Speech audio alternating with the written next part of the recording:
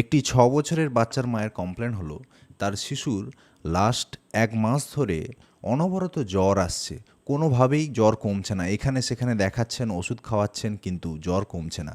তার সঙ্গে সঙ্গে বাচ্চার কাশি, লাস্ট 1 মাস ধরে বাচ্চার কাশি হচ্ছে এবং বাচ্চার ওজন দেখছেন কমে যাচ্ছে এবং লাস্ট 3 মাসে বাচ্চার ওজন কিন্তু সেরকম বাড়েনি। এটি কী রোগ হতে পারে? হ্যাঁ, এটি বাচ্চাদের টিউবারকিউলোসিস রোগটি হতে পারে।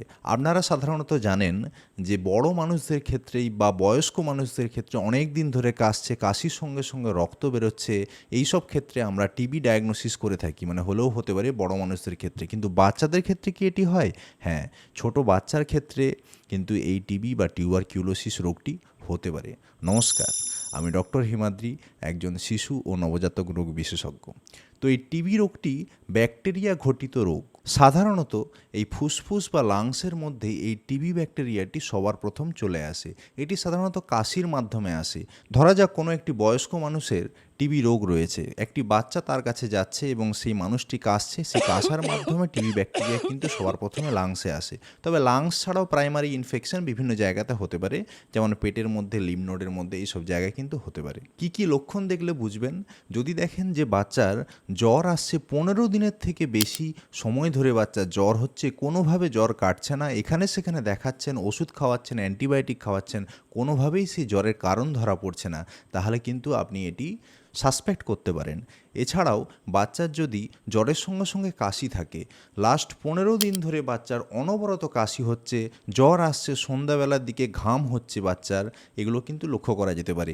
এছাড়াও লাস্ট 3 মাসে যদি দেখা যায় যে বাচ্চার কোনো ওজন বাড়েনি বা বাচ্চার ওজন কমে গেছে আগের থেকে, তাহলে কিন্তু টিবি আমরা সাসপেক্ট করে থাকি। এছাড়াও আরেকটি হিস্ট্রি ডাক্তারবাবুরা নিয়ে থাকেন, সেটি হলো যে লাস্ট 2 বছরের মধ্যে কোনো মানুষের টিবি হয়েছে এরকম কোনো মানুষের কাছে বাচ্চা গেছিল কিনা। তো এই টিবি রোগের ডায়াগনোসিস কিভাবে করা হয়?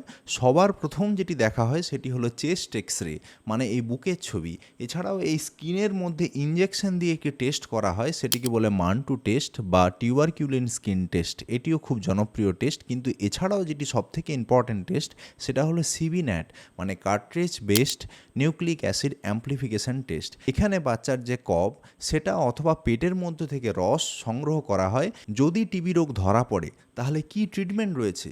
নিক্ষয় বলে গভর্নমেন্টের একটি স্কিম রয়েছে, সেখানে বাচ্চার এনরোলমেন্ট হয়, তারপরে বাচ্চাকে 6 মাসের জন্য ওষুধ খেতে হয়। সুতরাং দেরি করবেন না। যদি দেখেন আপনার বাচ্চার ক্ষেত্রে এই ধরনের সমস্যা হচ্ছে, এদিক ওদিক দেখিয়েও সারছে না, তাহলে অবশ্যই নিকটবর্তী শিশু চিকিৎসকের সঙ্গে পরামর্শ করুন। ধন্যবাদ।